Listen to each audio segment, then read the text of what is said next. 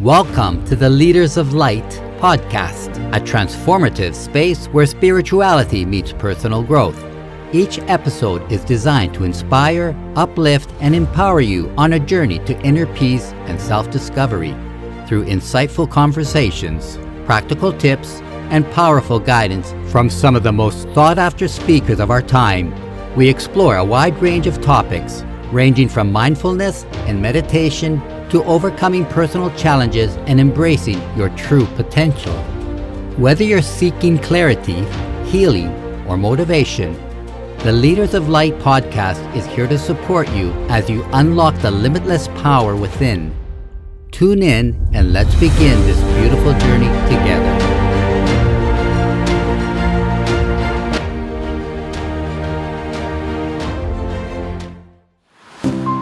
Rebecca is an extraterrestrial contactee, channel, and psychic, well known for her direct connection to the Galactic Federation and other cosmic collectives. Rebecca has been channeling higher dimensional beings for many years, and the unique perspectives she has gained by working with them greatly supports her mission to help humanity awaken and ascend. Rebecca works in the Akashic Records and channels light language and tailored light codes to help humanity awaken their dominant DNA and transmute and release density.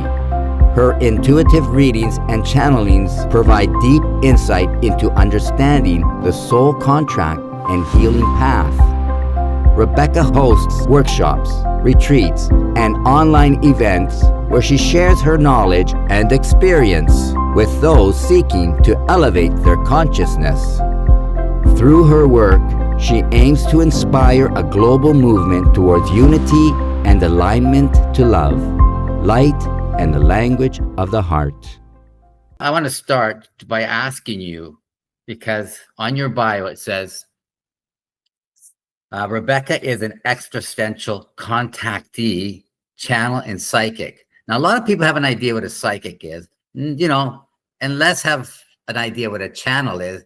But you're talking about extraterrestrial contactee, and people are probably saying, what the is that? So could you kind of expand on that? Yeah. So first and foremost, I'm a channel. That's how I get my psychic information. That's how I connect with galactic beings. And that's really what it is. An extraterrestrial contactee is someone who communicates with aliens. And there are many channels across the world, but not all of them are super drawn to channel galactic beings. That is something that I've come to learn as part of my soul contract here at this time, is to be a channel, be a voice, for our galactic brothers and sisters who are supporting us right now through this big ascension that we're going through on the planet. So, you could kind of call me a liaison or an ambassador of sorts. But that's the role, and working with the Galactic Federation as a galactic ambassador, as someone who has the ability to connect and communicate clearly, get information, and then share it with the collective as a whole. So. Okay. So that's so much to unpack just right there. But one of the things I'm sure is going to be in people's minds, because we got a lot of people that are into, media and this general beliefs of an alien. What's an alien? Like who are you communicating with, Well, the term alien really or extraterrestrial, we could say, is not of Earth, really, is just not of Earth. The beings that I connect with are benevolent, because there are malevolent extraterrestrial beings as well. And they are high frequency, higher dimensional beings. And so they exist in the fifth dimension or higher. So some of them are physical beings that I'm connecting with multidimensionally. Some of them are non-physical light beings who I'm connecting with. Consciousness doesn't need a body to have a soul, to be able to connect, to be able to have experience, right? This experience that we're having down here in 3D is very much a physical one. That's not the only kind of experience that we can have as souls. So those are aliens. I connect most commonly with, or frequently, I guess I would say, with the Galactic Federation, which is made up of many different star races: the Pleiadians, the Arcturians, the Sirians, the Lyrans. There are beings from Orion, from the Antares star system. Those are the Mantis beings that we know, the Andromedans from the Andromedan star system and the Andromeda galaxy. That's our sister galaxy. The Centauris from Centauri A, Alpha Centauri B. The list goes on, but those are some of the big players. And what I mean by big players is those who are actively involved in supporting Earth at this time. Yeah, that's wow. Like there's so much out there. It's like There is. And I know yeah. this much, really I know this much compared to how So much you know this much, and everybody else who's doesn't have your insight, like you gotta really speak down on there, really make it physical, because that's what it is. We're so physical, we're so into this earth that we kind of have no idea what's out there. And just because we don't have an idea what's out there, or that it's never been shown to us, well, it's been kept from us intentionally. Right? It's been kept from us intentionally. Our governments and our elite systems are very well aware of the galactic community. And that's a whole other topic of how we've been oppressed here on Earth and all of that, but it's been kept from us. And the ascension that we're going through is a remembrance of what we've always known. We just haven't been privy to in this dimensional experience. Yeah, and so correct me if I'm wrong. What individuals like yourself and enlightened individuals, because you're definitely an enlightened individual, and it doesn't mean like you have like superpowers, like these are gifts, and they come to us at certain time, right? There's so much that we have these gifts, but like you say, it's being kept from us, from our physical, and we all know how physical beings get when they get caught up in money, in power, in whatever it is, because we're very physical. We get attached to that stuff, and we want to hoard that all in, and we don't want to share it because we think it's limited. That comes, it's fear-based. So basically these people are trying to keep it from us. They're acting on fear, and we don't want these other individuals to know their gifts, because then they're going to take away from us. So it is fear-based, right? So as you said, that is a whole other topic. There's a lot of talk about that. Even now, I think more than ever now, government officials are coming out. Would you agree that there's people that are now old, and now the government doesn't fear them because they'll say that, well, they're a bunch of kooks, they're old, they don't know what they're talking about, right? You're not gonna believe that stuff, right? But these are decorated people, they have been involved with the government for a long time, and they're coming out and they're saying, yeah, there's this, there's that. And you'll only know that if you look for it. If you're not gonna look for that, you're gonna be on your own path, doing your own thing, going to your daily job, and complaining about life sucks, right? Exactly. We're in the age of Aquarius, which is the age of disclosure, right? And that's, so you're totally bang on. It is this period of time where the truth is boiling over. It's all coming to the surface. All will be revealed. This truly is the age of remembering. And the way that we do that is by seeing how what we have been told is not truth. And there's something within that is telling people that isn't necessarily intellectualized or articulated in the mind. There is an energy that we all hold where we're not resonating anymore with the current environment, with the politics, with money, with, you know, all of these things. And it's a natural awakening that's occurring on the planet for a whole bunch of different reasons.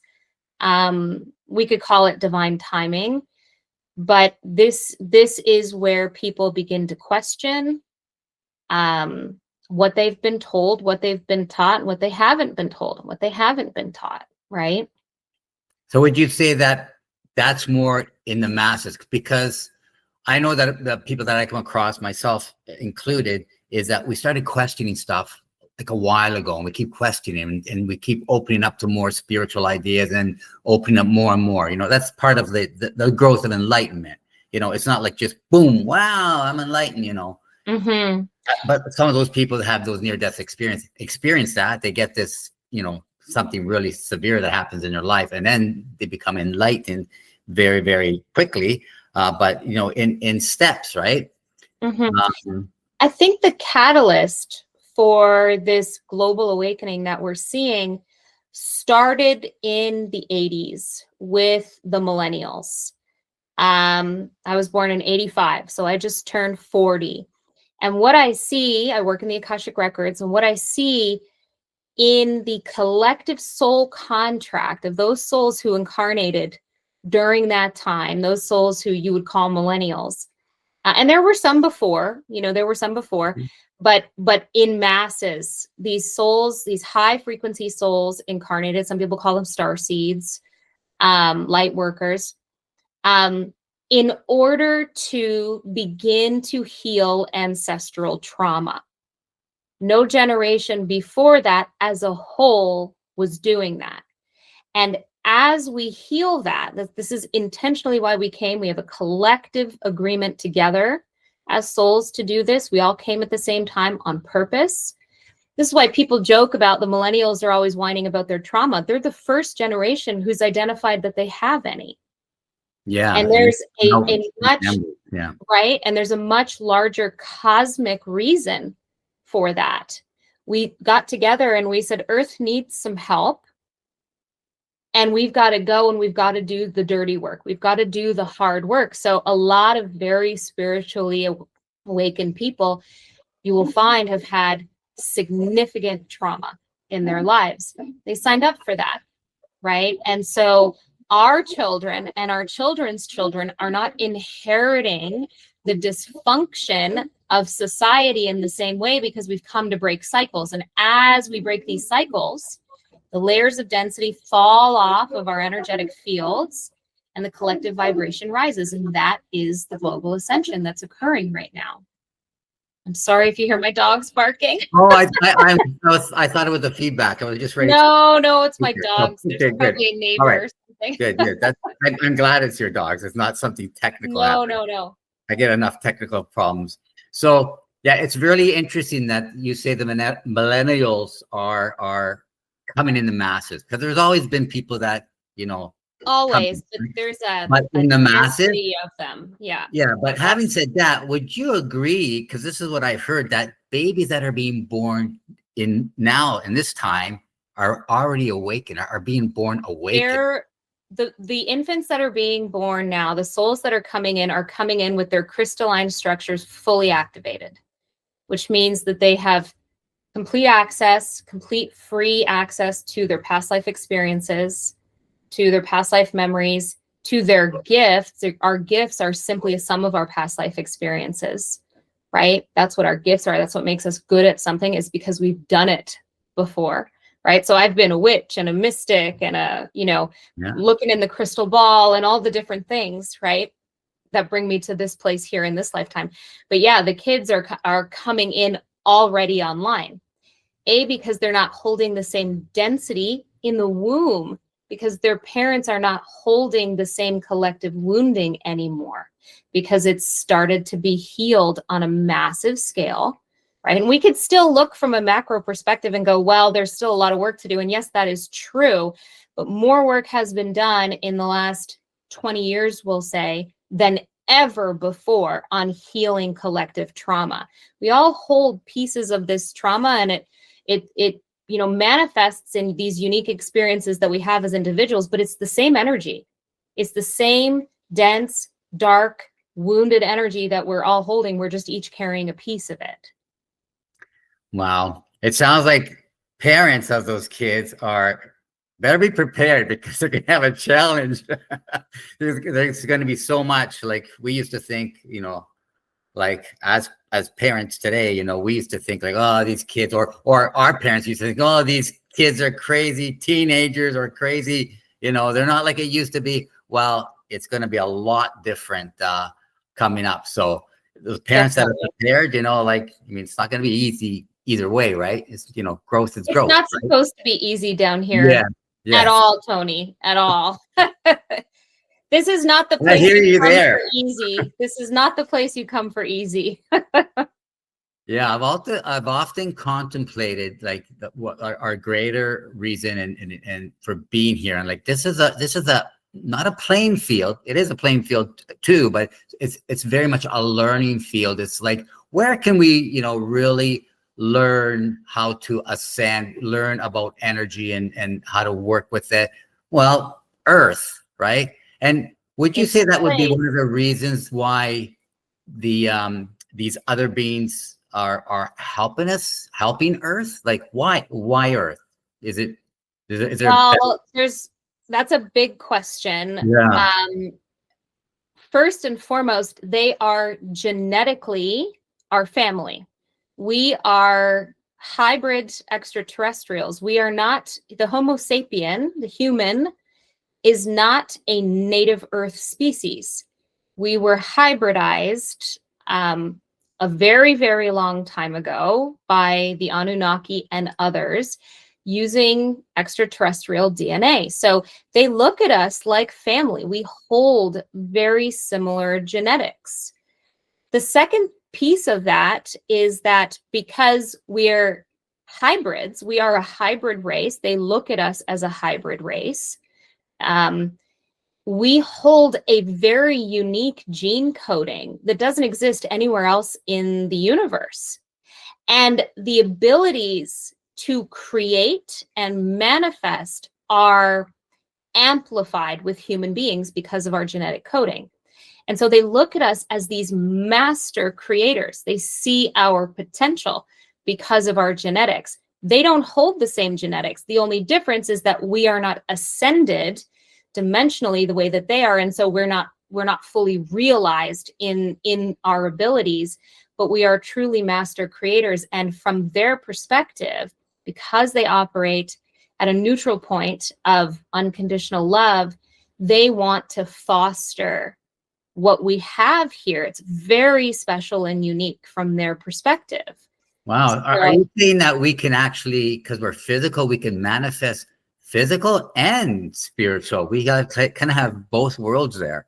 When we reach a potential anyway, when we reach a higher density as a collective, yes, we will be able, it's magic. It's like you snap your fingers and you manifest or materialize something if you want.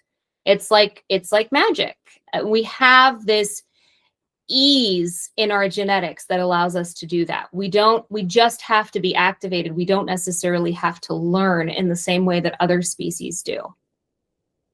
Yeah. Well, using that word magic, I think a lot of people say, well, where this is far out there. This is not scientific, but it is science. It's undiscovered. It's undiscovered science. Totally. And you don't understand it. Like a lot of scientists, they don't understand the quantum physics. Like physicists, there's your daily standard physicist, and then you have your quantum physicist, and there's a different understanding, and they don't mesh each other. They don't mix, right? But quantum physics is becoming more and more commonly understood, we'll say, talking about dimensionality. It's more than it was, right? It's certainly more than it was.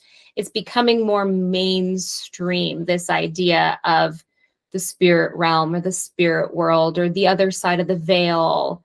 as people awaken, they are resonating with these concepts a lot more deeply. Is that because there's more millennials?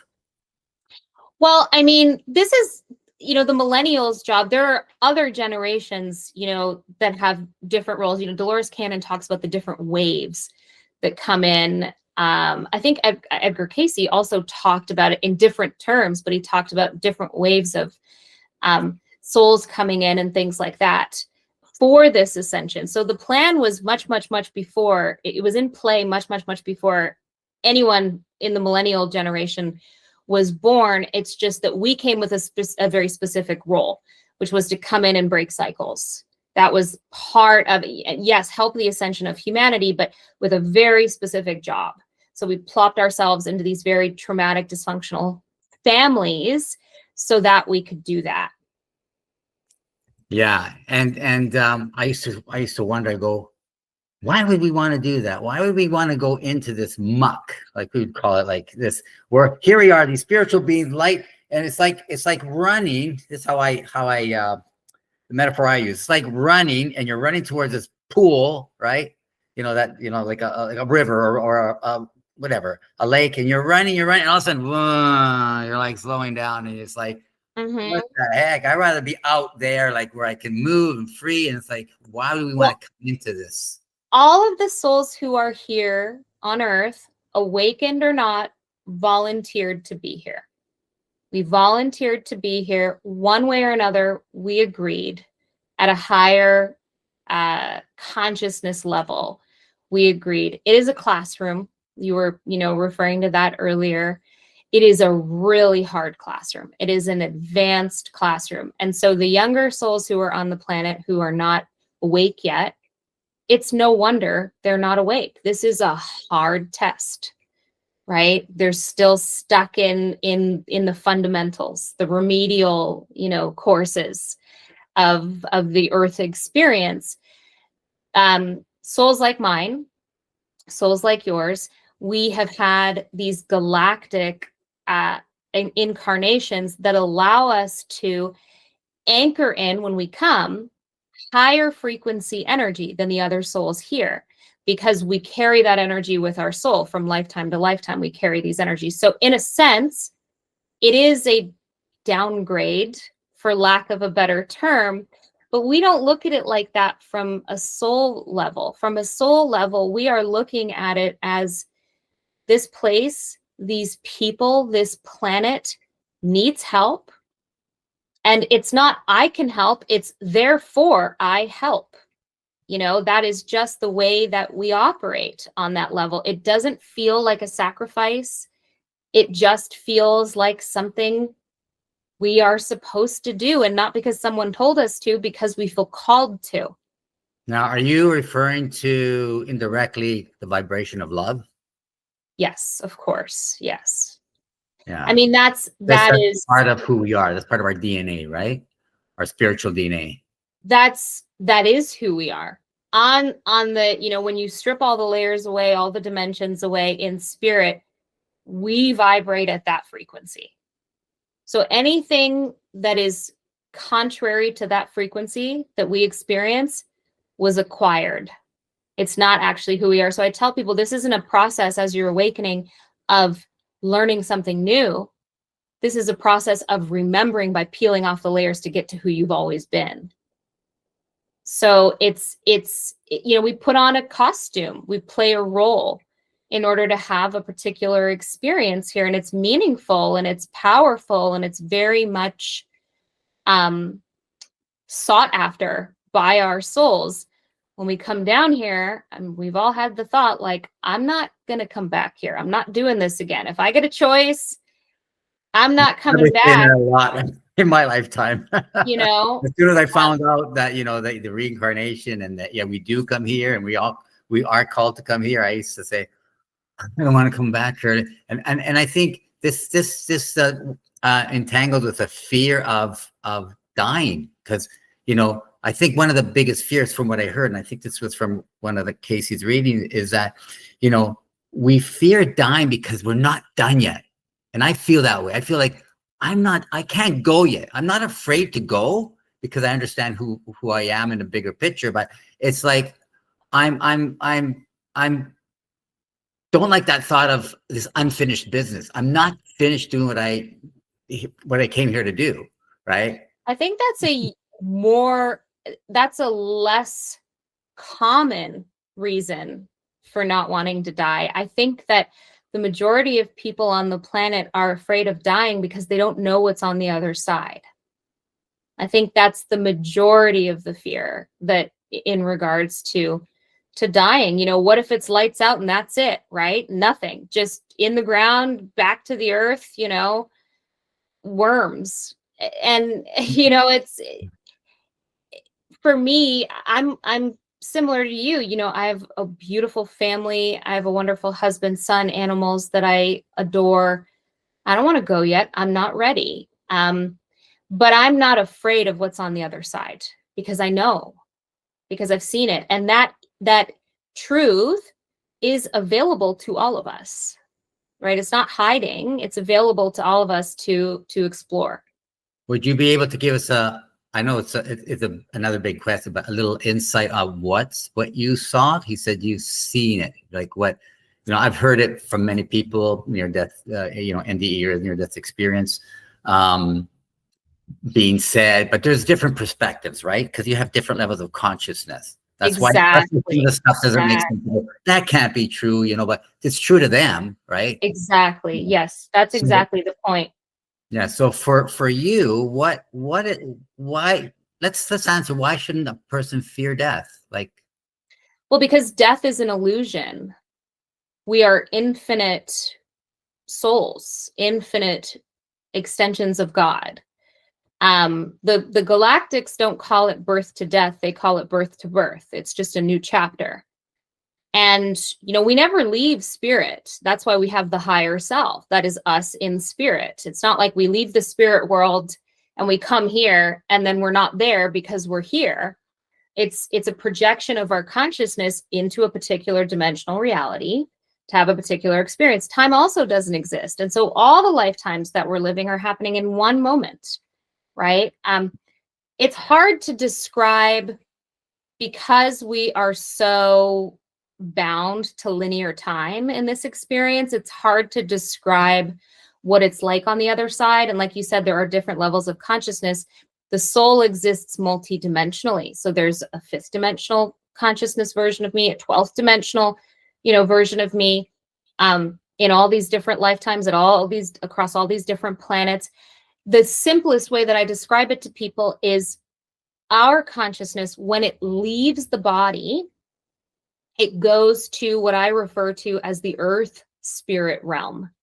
And so when I do mediumship readings, for example, you know, your loved one comes through and it's very much that loved one's personality.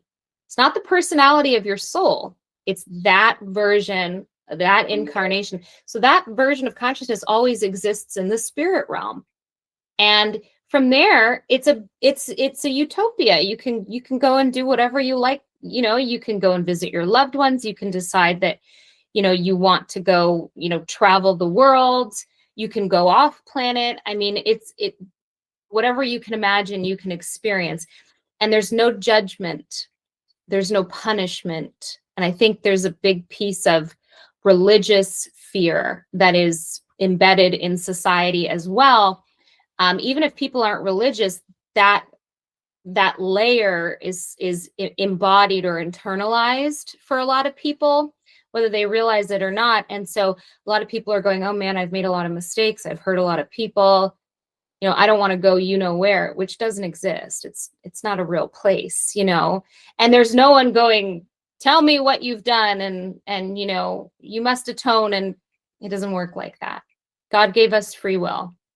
Yeah, but there is a sense, a conscious sense of regret of your own, like, how could I possibly do this? You know, like, it's just like you have that the remorse. Like if you can relate to it in this lifetime, you do something and you weren't thinking, and you go, even like I think stuff in my childhood that I've done, I go, how could I do stuff like that? I didn't have the awareness, I didn't have the consciousness, I didn't have the maturity. Like in this dimension, we call it maturity, right?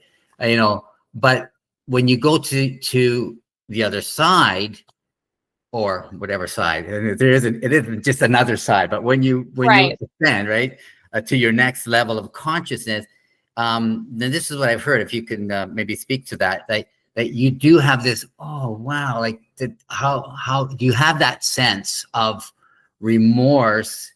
And it's a spiritual knowing. It's like, oh, like how could I hurt people? That was harmful. Yeah. I'm going to go back and I'm going to try and do that differently the next time. And this is why we have a life review at the end of every incarnation, so that we can examine the places where we went right and the places where we didn't go so right. But the soul is not in deep grief or guilt. Yes, I have definitely connected with spirits who are holding regret and remorse, but it is not paralyzing the way that we can hold it here on the planet in physical form. It is much less painful, if that makes sense. And, we go through a life review, and, our guides help us with that. And then we decide, what do we need to do now to learn the lessons we weren't able to learn in the life before? And then we plan the next lifetime. Yeah, and that's when we make our choice with our free will to whether to come back, whether it's, in 100 years, 1,000 years, right? Yeah. Because like you say, time is kind of not the same as how we experience here.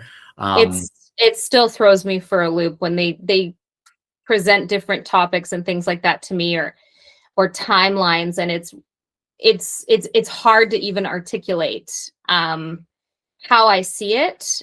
Our vocabulary is limited. Verbal language, I think, is limited. Yeah.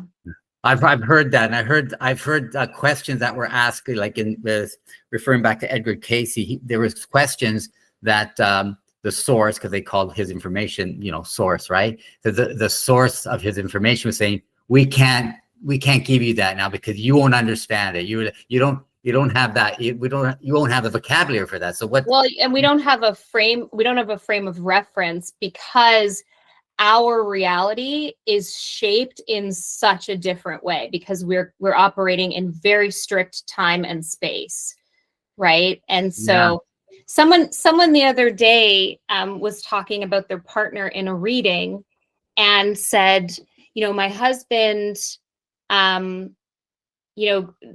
really believe in an all powerful God, because something had to have created God.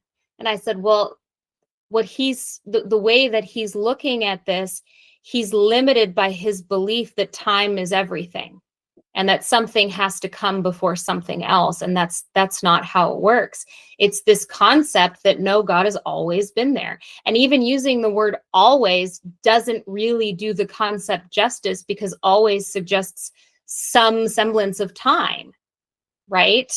Yeah. So there's a disconnect there in our understanding. Yeah, you said something really important, frame of reference. We don't have the frame of reference. Anything that we understand of the spiritual world, unless we shifted consciousness and gone into that reality or dimension, we won't understand it. We always need, as humans, we always need a reference. That's why we're hung up on science. Well, science said this is this. Now this is our And belief. physical proof. Yeah. I got to It's see physical. it. I got to touch it. Yeah. Yeah. So unless, some people who had these near-death experience, now they have a different reference. They come back. Like if you hear these people, atheists and people that are very science-based, doctors and all kinds of professions, and they come back, it's like this. I believe something totally different now. Why? Because now they have a frame of reference that they brought back to this physical dimension,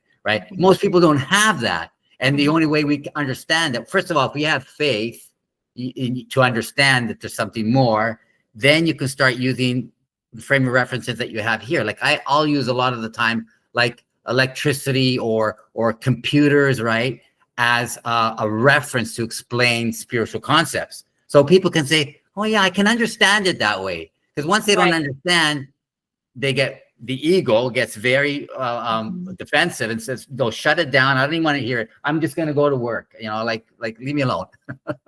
So you're totally right, Tony. We have limitations that we won't ever really be able to cross over, because then we're not in a physical experience anymore. There are limitations when you have a physical experience. There is time, there is space, and therefore limitations in our understanding. However, we can greatly deepen our understanding by connecting with spirit, creating conscious contact with our guides, with the galactics. We will begin to have deep and meaningful spiritual experiences when we intentionally do this kind of practice. That's how it happened for me. I started getting these embodied downloads and knowings of truths about the universe, about the spirit world, and we all have the equipment to do that. I'm no different than anybody else, other than I came in with a code in my field turned on, right? And Yeah, but the reason you came in like that, could it be because of your ascension through your past lives, right? You're at a level of graduation, right? You may be someone who's come here who's had like 100 past lives compared to 1,000 past lives. The person who had 1,000 past lives is an older soul, sort of. That's speak, definitely right? a component to where a person's going to be at any particular point in any particular lifetime. But a big part of my soul's intention, and many others who are here, for the ascension at this time, was to come in with specific things already activated, so that we could lead, so that we could teach and support this process. It was intentional, right? Yes. And when people understand that, you'll say, well, why are they so special? How come they're doing what they're doing? But because there is that structure. There is a greater structure in the universe. And it's not hierarchical. It's simply this: every soul follows the same evolutionary path. Some souls are just further down that path than others. We could call them older souls. Again, we know time doesn't exist, but it's, a frame of reference that we can use to make sense of, the concepts that we're talking about. But that's all that it is. No one is losing the race. Everyone is exactly where they're supposed to be. No soul is inherently better or worse at its inception than any other soul. It's just about the experiences that soul goes through on their evolutionary path, that evolutionary path being lifetime to lifetime experience. Yeah, that's a great way to put it. And just to shift gears here, so just to go back to your experience, your personal experience, when did you, was it always conscious, like ever since you were little, or did you kind of have this, epiphany where just this realization came to you, that I'm a channel and I can talk to aliens, kind of, yeah, that realization.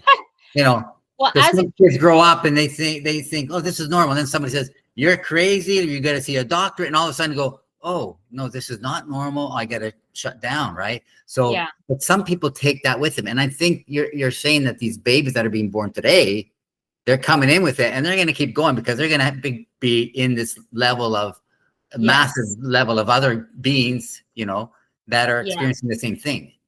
Yeah. Looking back, and I've done a lot of looking back on my childhood, I was always telepathic. My guides, I would hear my guides in my head. The earliest I can remember is probably 6 or 7 years old, sitting in my bedroom. And I heard my guides say to me, it's not always going to be like this. And I grew up in a really traumatic home. I was empathic to the extreme. And so I was absorbing all of the energy in that home. And that was, really toxic.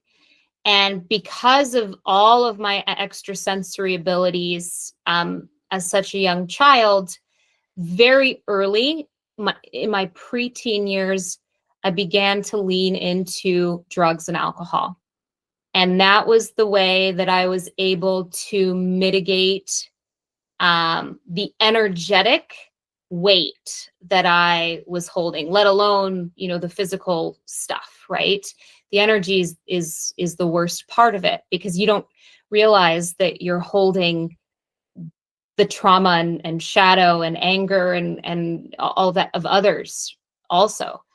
And so I went very deeply into that world of drugs and alcohol for the better part of 2.5 decades. And about 5.5 years ago, I got sober. That's actually how I met my husband, was in recovery. And I had a massive spiritual awakening as a result of cutting out these substances. And what I had also been doing during that 25-year period was muting my gifts, because they were too much for me, and no one in my family understood what was going on with me. I didn't talk about it. It was confusing. It was scary at times. And so everything got really clear, and I could finally see and feel for the first time. And that was it. I began to heal. I began to do an immense amount of inner child work and trauma work. All of my readings and my sessions, my mentorships with people are trauma informed, because the society as a whole is traumatized. We're all holding these collective trauma wounds. We're not enough. We're inadequate. Be more, be less. Do this, do that. Seeking external, validation.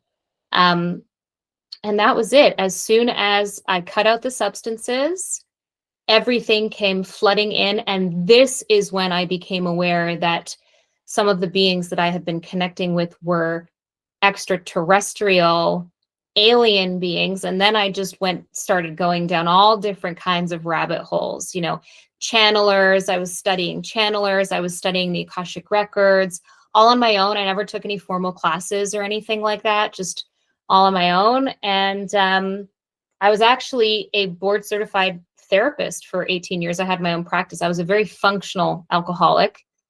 And I left that practice 3 years ago so that I could start doing this full time. So that's the short version of it, Tony. I'm sure it is. There's again, like you said, we can talk about this for days, trying to understand the trauma. And, when you're referring to that, we're all traumatized, and, some listeners, probably not many, because a lot of people that listen to this stuff are already have a sense of awareness. But, even trying to talk to people, your loved ones, to help them understand, family, friends, it's really difficult to say, well, I'm not traumatized, but, the trauma is a very hard topic to understand, because people think, well, no, I wasn't abused or something, or thrown off on the streets when I was little, or, that's, there's definitely that for sure. That's an absolutely, vital point, Tony, is that a lot of the trauma that we hold as a collective is what wasn't given to us, not what was, right? It's what wasn't fostered. It's what wasn't looked at, what wasn't heard, what wasn't seen. That creates a dis-ease within the energy body, because it's not natural for us to mute all of these emotions and all of these feelings and our authenticity and, all of these different things. And it creates trauma because it's so unnatural for us to live this way. Yes, that's the key. It is unnatural for us to live this way, because we don't live this way. And that's what makes this dimension challenging. Right? Big time. Big understatement of the year. When we can master the duality of physical and spiritual, that's when we start to really start to raise the whole vibration of Earth, and have a totally different experience. They don't have We're on our way. But once we have that, unless I think, on some of the cultures, like in Palladians, where they got to a good level, and then I don't know much about this, so I'm just kind of, you clarify here, but they got to a level where they got to such in a good comfortable position, then they start to go the other way. Is that what?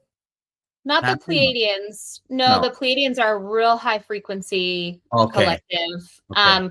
But they did ascend in the same way that we are ascending. You know, they start out, we're one of the last planets in the galaxy to ascend. And as an individual human ascends, the planet ascends, the star system ascends, and the galaxy ascends. It's all the same energy.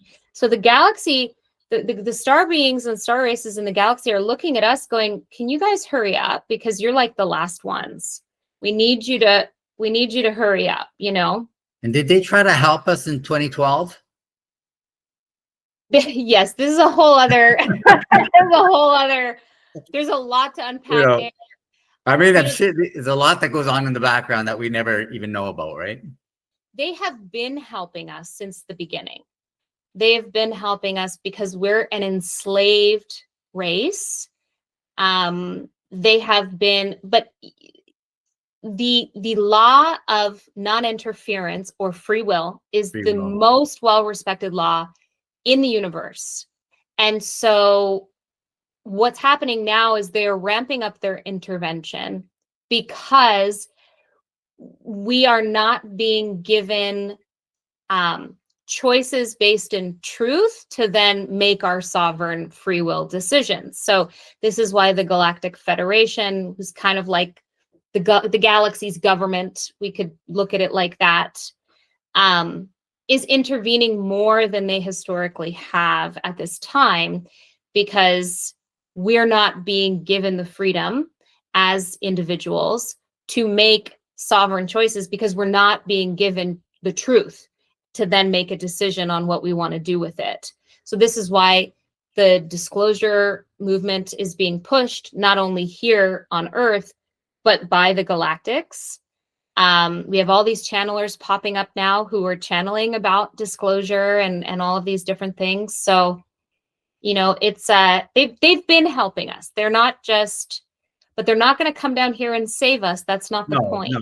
That's like trying to help your kid on a test or give them the answer. Here's the answers in your pocket. Go to school. Exactly. No, we don't want that. You know, they don't want that either. We have to ascend. It's all about the experience. Yeah. It's not about the end goal. It's about how we get there. That's what the soul finds attractive about this experience, is the journey, not the destination. Well, if we're infinite beings, there is nowhere to get, right? Well, this is it. It's like we're not pressed for time, right? We're just kind of going with the flow. No, I just, when you're saying, like, when they say hurry up, it's not like, it's a different kind of a hurry up, right? Exactly. It's just, yeah. Again, frame of reference, right? To help us sort of understand where they're at. They're going, well, wait as long as you know, we need to wait, but you know, we're a very primitive race in comparison to the rest of the galaxy. And they kind of treat us like little toddlers, you know. Christ said, they know not what they do. You know, we don't know what we don't know. And he had the deepest level of compassion for the people who crucified him, right? It's the same perspective that the galactics take. They have deep compassion for understanding that we just don't quite get it yet. You know, we'll get there, but we don't quite get it yet.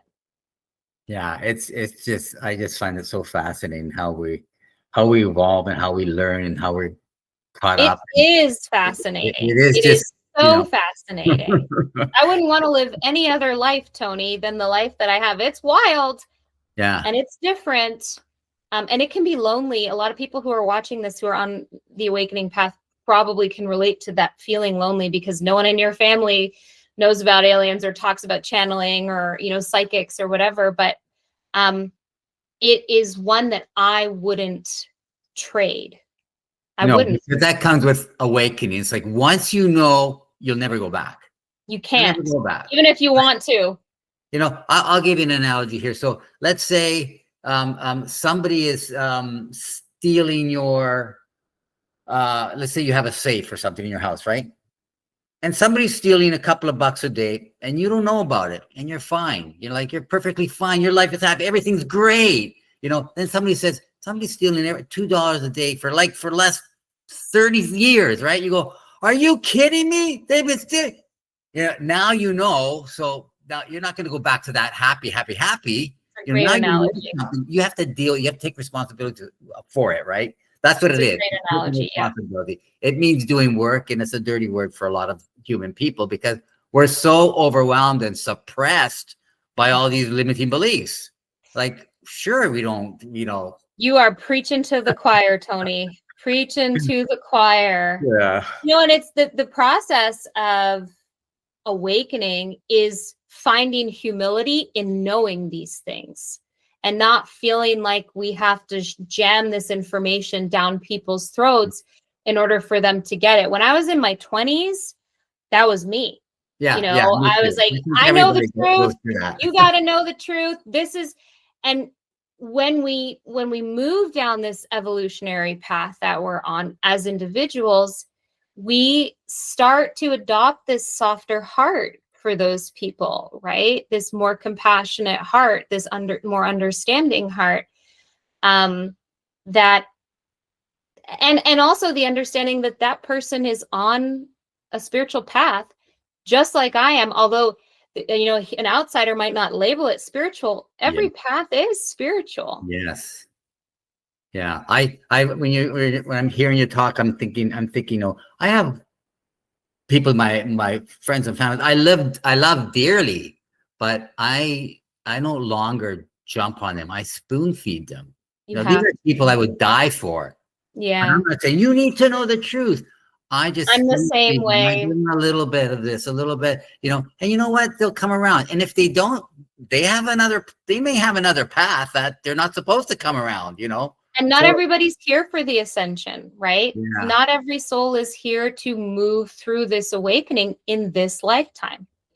It's just, that's not the job. That's not the role. That's not where that soul's at. And a lot of the time when I'm doing readings for people, one of the really common questions I get is like, is my husband going to ascend? Is my, dog or my child or, my sister? And it's usually, I'd say about 85 to 90% of the time, very clearly outlined in that soul's contract before the incarnation, if they're here for ascension or not. Usually it's very, very clear. Anyone who is on the spiritual path, who is questioning, who is, the heart is being sparked by, something's wrong, something's, I need to shift, I need to change.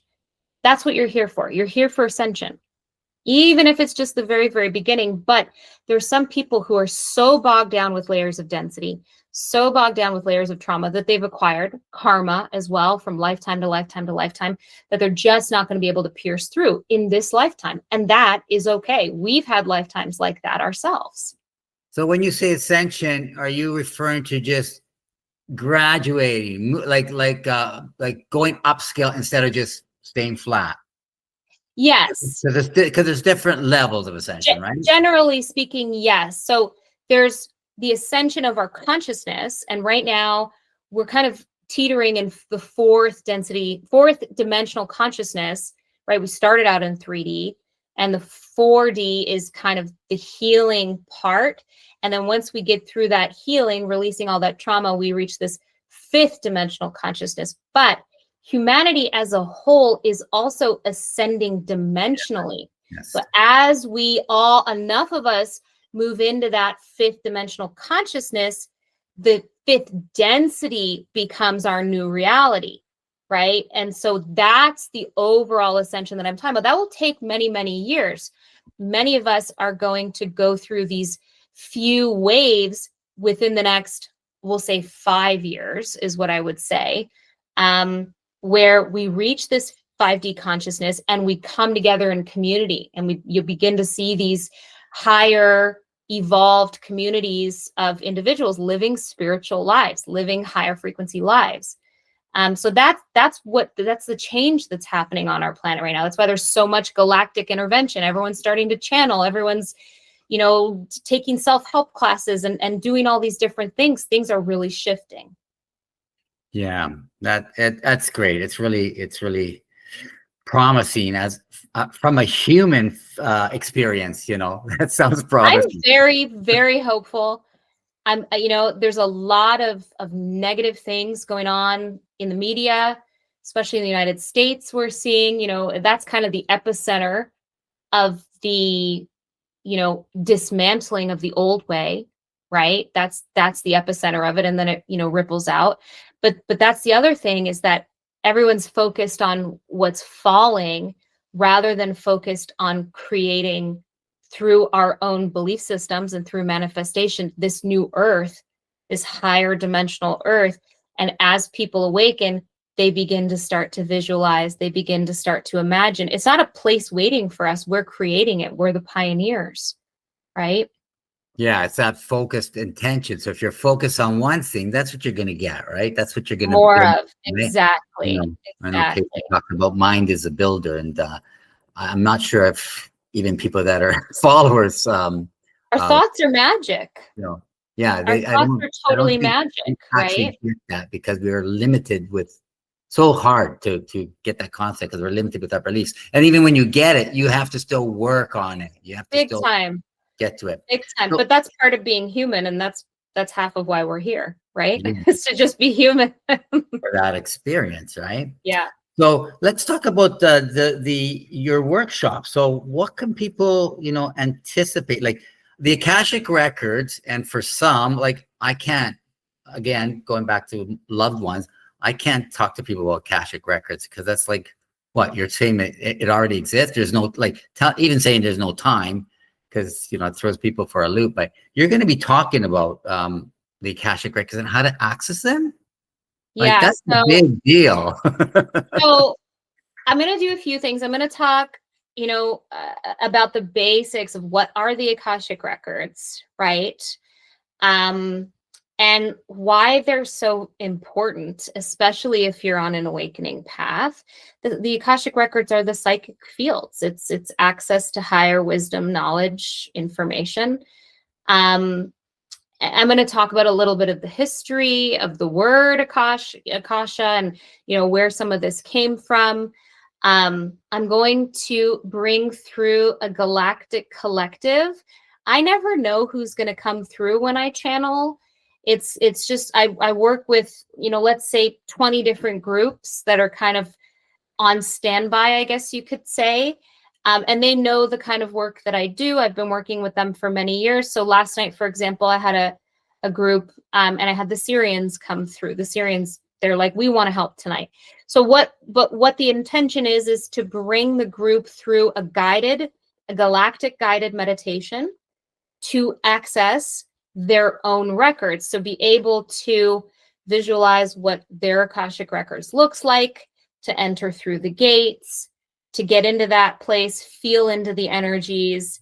We're going to talk a lot about intention setting and why that's so important when we're trying to retrieve information, right? You and I were talking about thoughts are magic, right? And our intentions are magic too.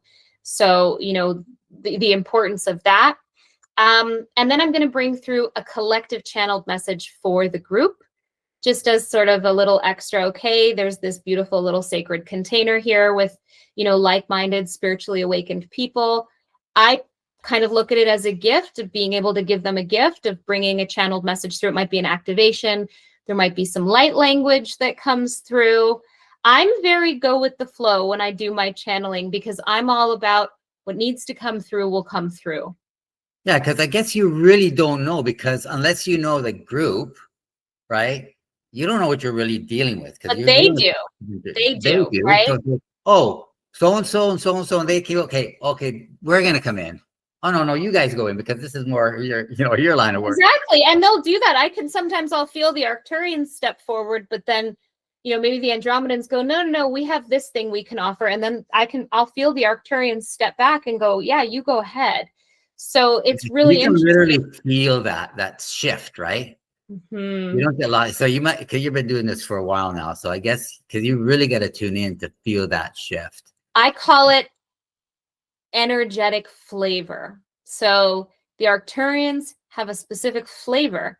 Energy is all frequency. I teach this in my channeling course, by the way. We teach all about energy discernment. We bring through, I channel different collectives with my partner Chrissy, who we teach these channeling courses. I'll bring the Arcturians through and get you to experience that energy and mark the flavor of that energy. And then we bring through elementals, or we'll bring through goddesses or angelics, or all of these different frequencies of energy, so that you can expose yourselves to them, so that you have a point of reference for next time you experience that energy. And anybody can learn this stuff, right? Anybody. We all have the equipment to channel. Cloth, right? We all have the equipment to channel. Now, there's so many variables to how much someone experiences. If you have a lot of shadow work to do still, you're not going to get a clear channel right off the bat. You got to clear away some of the gunk, right? You got to really, that it's the density that keeps us disconnected, right? So that's why the ascension path is the healing path.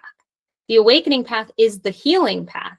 As you heal, your psychic abilities, which are really your natural abilities, we all have them, they're just muffled or blocked, they open because there's no more density, clogging them up or blocking them. Yeah, it's very logical, really. It really is. That's how I teach, Tony, when I teach my classes. It is this is how it is. And you have to do sometimes A, B, and C, and then, you skip D and you go all the way to whatever you have to do, because everybody's different. Everyone's energy and past life experiences are different. You're going to have different blockages. It also comes down to your belief system. If you don't believe you can channel, you're not going to channel. Yeah. And that's right? when you go a little bit deeper and do, exactly. Where was your trauma? Where are your shadows? Because the shadows are always, coming and going, right? Yes. It's like doing that, as I said before, that dirty word, the 4-letter dirty word, WORK, right? Mm-hmm. It's all about, and there's a lot of people in the spiritual community who will spiritually bypass the work, but ultimately they always get turned around and they have to go back. Like you got to do it. So you might as well just get it over with. Because they're in it. Yeah. I find, especially, I think, because it's such a big shift of spiritual reasoning and understanding, there's a lot of spiritual bypass. I find that a lot, I'm going to run away from this problem and I'm going to find a spiritual group. And then you think you're like enlightened. I see this because being a yoga teacher, I see this in the yoga community, Yeah, for sure. I can sit on the mat and zen myself for 1 minute, and now I'm enlightened and I have a mat and I have the shirt and I'm all better. I'm all better now. And then you go home and you yell at your partner or your kids or whatever it is, Right. Where, it's like religion, religion, you learn all the nice stuff that you're not supposed to do. And then everybody's cool while you're in the building, and then out of the building you're swearing at each other. There's no generalization of any of that love and kindness. I find there's a lot of spiritual ego in the spiritual community, and I have historically been guilty of this at times. It's definitely something that I'm super mindful of. But it's this idea that being spiritual makes you better than, right? Like just by identifying as someone who's on a spiritual path, or right. And it is very aversive to me to see it, probably because at some point in my past, I identified in that way. And that was, everyone has to go through the same steps. It's a stepping stone. Yeah. Exactly. Like me, the activist at 20, getting angry and telling people not to shop here or buy that, because of all these, I was like, that was a part of me. And I look back at that version of me and I love her. She had so much passion, but she just still had work to do. That's all. She just still had work to do, That's the alchemy of it. You got to learn that, right? Exactly. Because otherwise, I hate who I was before. Right? That's kind of hard. No, she was great. She was broken, but her heart was always in the right place. That's how I'm learning that more and more, like the forgiveness, the self-forgiveness. Not a, it's about if you're forgiving other people, but it's really probably the hardest person that we find hard to forgive is yourself. And we then judge find, ourselves I was so stupid. harshly. Well, already you say, I was so stupid then. Well, already you just labeled yourself as somebody stupid, right? Yeah. Instead of being somebody, oh, I was learning a lot back then. I had no idea. And you can laugh at it. It's when you can laugh at yourself in in It's compassionate very way. disempowering, right? To be so critical of ourselves, judgmental of ourselves. This again is a collective wound. The more Yeah. disempowered we are, the less independent we are, the more we can be controlled, right? Yeah. And it's And just then it's a vicious cycle. Like it spirals downward. it's a simple plan, and it's brilliant because it worked. It worked. And now we are all down here trying to clean up the mess, and we're doing a good job. We're doing a good job. Yeah. Well, I'm glad you said that because that's important for people to hear. I see things very clearly. I think we're headed in a very positive direction, but I see things across time. I see things, this stuff takes time. It took time to do. It's going to take time to undo. Yeah. Not the same time we were talking about. No, that's Not linear. different. Not linear. I'm talking through my human lens right now. I'm Yes, talking through my human lens. because I know that, I have been a skeptic for years, but that is actually, it's actually a gift because when that skepticism drives me to ask more questions and ask more questions For sure, and, yeah. and being in clear. So I know, but people will hear the skeptics that will hear this or hear this information, whatever it is in the spiritual community, it's like they'll have something to say about it. And then, that's why I pick it up. I got my little radar. So as soon as you say, oh, time, I go, yeah, but you said time doesn't exist because that's what somebody's going to say. And I don't want you have to be clear about what lens of consciousness are we talking through, so right? we're talking the human lens for the benefit of all the humans that are listening so they can understand. And sometimes I do preface it when I'm doing readings and things like that. Okay, I'm going to talk through the human lens for a minute to describe this concept. Then we're going to go back up. But just to understand, let's come back down for a minute. And we have to do that. Because something that's true important in our reality here might not be true in a higher dimension, right? Yes.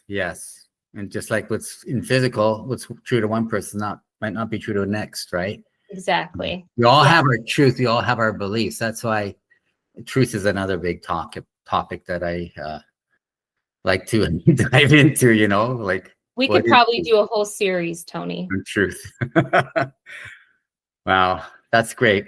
I know you have your son to pick up, is it? I do, in about 20 minutes. Yeah, so I think if who's ever listening and we're going to be taking some parts of this for promoting the retreat. So if you are listening and you're thinking about coming to the retreat, I mean, you're a really strong anchor to draw people if they really want to know, what can they get from you? Let's say that I already know what they're going to get, and it's going to be very, very valuable. But in your words, what can they get from coming to see you at this retreat and spending a couple of hours with you? And that's such a good question. The way that I operate is from the deepest possible level of authenticity and groundedness that I can muster. And I like to think that I set an example, or I can be a demonstration for how people can stand in their power and do the same. Because, the biggest challenge that I think people have is not believing in themselves, not trusting themselves, not liking themselves. I have been on this massive transformational journey of despising myself to fully embracing who I am. And I'm not just some normal woman. I talk to aliens, and I had to come to terms with that's who I am in this lifetime, and be able to stand in that truth. And so every workshop I teach, every reading I do, every channeled message is informed by that, by, finding your authentic self, your empowerment. And I can just be the demonstration of that, not by trying, just by showing up and being myself. Like that's it. That's all I have to do. If we're trying, then we're not doing it right, Yeah, well, that's wonderful. It's really sounds like life training. Like you're an individual who's standing here in presence with all your gifts and the stuff that you can share that you've gone through, but you're also a physical being who's gone through the muck and can relate to massive, massive audience, right? I think that's what makes me so relatable, Tony. And I think that was part of the plan on the soul level. It's like they're going to have to relate to you, and therefore you're going to have to go through the muck, because they're not going to be able to relate to you otherwise, And that's why the journey is not easy. If it's going to be of anything in this, even in this world, again, we're going to reframe it to, the physical dimension in this world. If it's too easy, it's not valuable. Yeah. If you work at it, you have to spend 10 years studying to get to a certain level of profession, then there's value in it, right? Yep, exactly. So, yeah. So I'm certainly looking forward to the retreat. It's going to be I'm going to be in LA when I am speaking for the retreat, because it's the same weekend as the Conscious Life Expo. So I'll be doing the workshop from my hotel room, which is cool. It'll be cool. So are you presenting at the expo, or you just we have a table promoting the channeling school, promoting our channeling school. Yeah.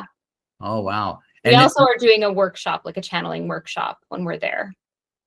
Is this school online or is it in person? Yeah. Okay, so our school is totally online. It's thechannelingschool.com. You can get to it through my website. You have your link posted on the description. So if anybody wants to connect with you, and you do readings, you do like all the things. I have my online community on Patreon. We do a couple lives a month, workshops, energy updates, all different kinds of things on there and on social media. I'm all over the place, but you can get to everything through my website, RebeccaVidenoff.com. So as a channeler, would you do mediumship? Is that included under? So, yep. So do it all. To connect to the loved ones. If anybody wants to know their past lives, who they were, soul origins. If you want to know your galactic roots, we can do that. Jack of all trades, or Jill of all trades of psychics, I guess, right? Yeah, that's great. I mean, I guess you can either spend 10 years going through some muck and finding out, you're on the wrong path, or you can spend some time with you and have some clarity, and then work constructively instead of destructively. Exactly. So, that's great. So, Tony, thank you so much. You're such a good interviewer. I enjoyed talking to you so much. I'm just lapping it all in, because like I said, I can talk to you for days, just in general, and then my own stuff. I'll have to come and see you for that, but anytime. I'm so like my heart is just full of energy. Like you have this radiance of energy, and I'm sure you're gonna. We have at the end of our retreats, we send people like a little assessment, what they liked, what they didn't like, and I have no doubt that you'll get a good review and get a good grade. Help a lot of people. That's the important thing, That's the hope. Yeah. That's the hope. Yeah. And help with the ascension. That's what we're all trying to do, whether we realize it or not. Definitely. All right. Well, namaste. Where will the interview be posted so I can share it with my people? Yeah. So I'm going to have a podcast, which I've started. So I got a few people. It's called Leaders of Light. And then from there, I'm going to take that's going to be on my YouTube channel, and then I'll have a platform because once I start it up. But definitely on the YouTube channel, and you can share. I can share the YouTube link. Yeah, yeah.